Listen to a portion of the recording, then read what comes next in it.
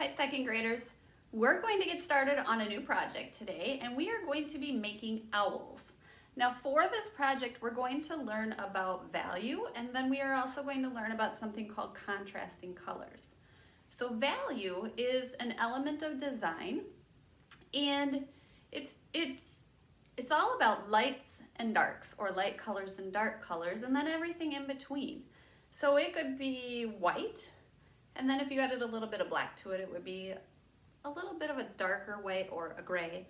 And if you added more black, it would be a darker gray, darker gray, darker gray, until you get to just black.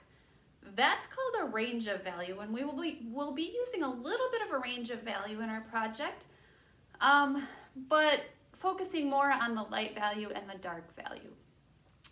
Now, very similar to value is something called contrasting color.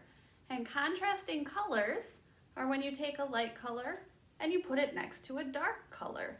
And that makes the colors pop. So the dark color makes the light color look really, really light and bright. And the light color next to the dark color makes the dark color look very dark. So today I will do the drawing demonstration and we'll add more color next time. I'll do that demonstration in just a second. All right, so for your owl, first of all, you're going to have to draw big, and you're going to start out by making kind of an egg shape that fills up the majority of your paper. Now you want to do this kind of lightly because you will be erasing some of it. So it looks like that. Notice I do it kind of sketchy, and I'll take care of the lines later. So what I'm going to do next is make like a kind of like a capital U, but it's really, really wide, like that. And then I am going to bring from the point down like this. This is making the ears of your owl, okay? Now, where that triangle shape hits the tip of the head, you're going to make another V shape, but it's also like an upside down triangle, like that, okay? Now that will become part of the beak. Now next to that upside down triangle and connected to it, you're going to make two circles, which will become the eyes. And you want to try to make both of them about the same size, which is a little bit tricky to do, but just do your best. And inside that, make another circle, okay? Now, to make your wings, you are going to make, trying to think what it'd be shaped like. I don't know, it's kind of an oval shape, but it's pointy on top. So I go like this, way down close to the bottom, and then like that, and do the same thing on this side. And then I would erase where the body is going through that shape of the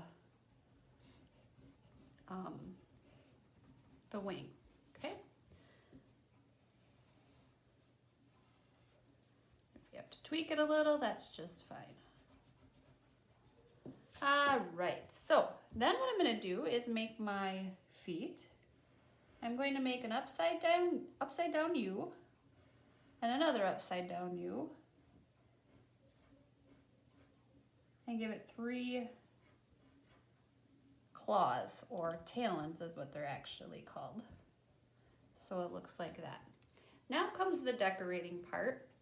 You are either going to make stripes in the wings or stripes in the belly part, not both. So you decide which place you want them, and then we're going to put feathers there. So I think what I want to do is put them in the belly, and I'm I forgot to finish my head, so I'm making this little rounded space here to make the rest of my owl's head. And I'm going to just follow that rounded line like this, either in my belly or in my wings. And inside that, I am going to put a bunch of capital U's so that it looks like my owl has feathers here. Now when I start the next row, I want to start it in the middle of that feather above it and connect it to the middle of the feather next to it, like that. And I just keep repeating that until I fill it completely in, like this. Okay? Now the last step is to make your bird, or I'm sorry, your owl, so that it is either on a branch or standing on the ground. You decide where you want it to be, but it does need to be perched on something or standing on something. Okay? Now once you are done with that, you are either going to outline it with a Sharpie or you are going to trace it with a crayon. I just happen to have a crayon handy, so I'm going to use a crayon.